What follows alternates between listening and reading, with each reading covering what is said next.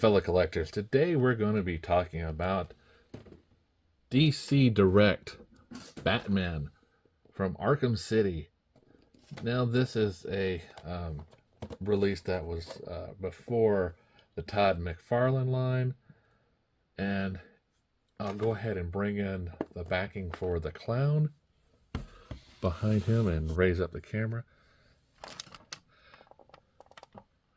There you go, you can see a little bit better. Now, you'll see that this does come with a few figures in the line: Azrael, Penguin, Two Thugs, and Ra's al Ghul. Now, Ra's al Ghul and Batman have been remade, and so it's Penguin in the McFarlane line. So, this figure has been updated, but this figure is still good, in my opinion. So, if we bring in the Batman from the McFarlane, we can compare them side to side. And let me get a little bit better.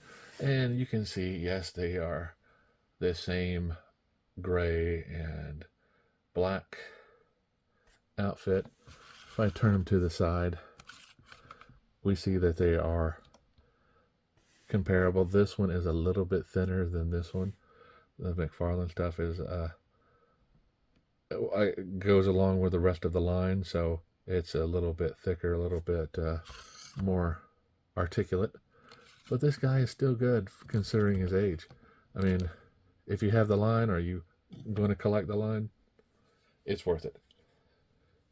I mean, I bought these more at GameStops and things like that, so it's the only places that were around, Toys R Us things.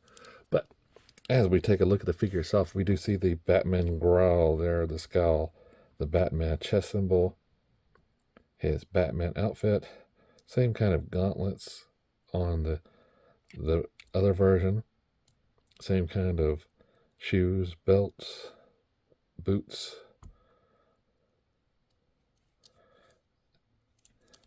I do like the weather stripping on this. It makes it look very nice. Now he does have this thick rubber cape. It does connect at the shoulders, so you can get some poses out of this. Now, Batman can do a decent T-pose. His head will look up and down, left and right. He has a nice ab crunch and does turn at the abs for that extra turn. He has bicep swivels, one bend, does rotate at the glove, and his wrist does rotate. So as we look at the legs, we see his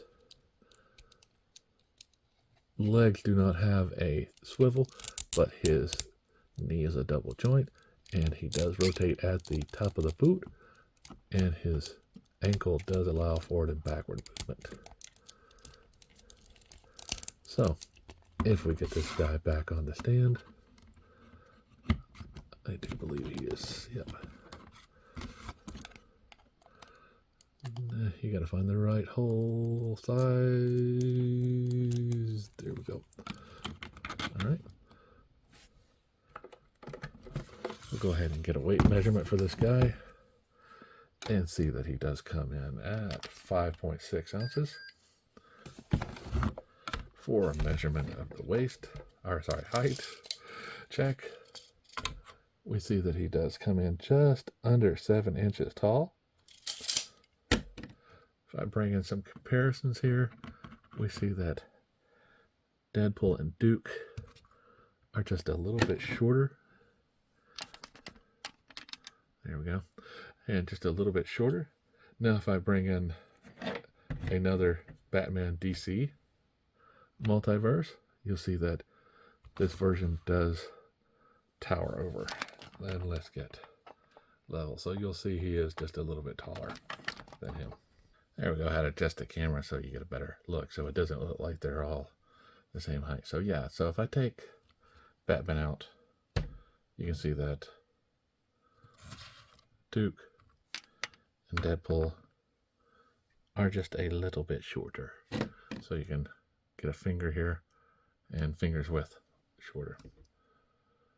So final thoughts on this guy. Yeah. I mean, one of the first, it's a great mold. I love the fact, that they came out with clown thugs in this one. Let's get some more clown thugs, McFarlane. More bad guys. We can't just have Batman beat up on the villains that lead the pack. Can't have a boss battle only. You've got to have, you've got to go through the levels. You've got to go through the enemies. As always, guys, like, subscribe, and keep collecting.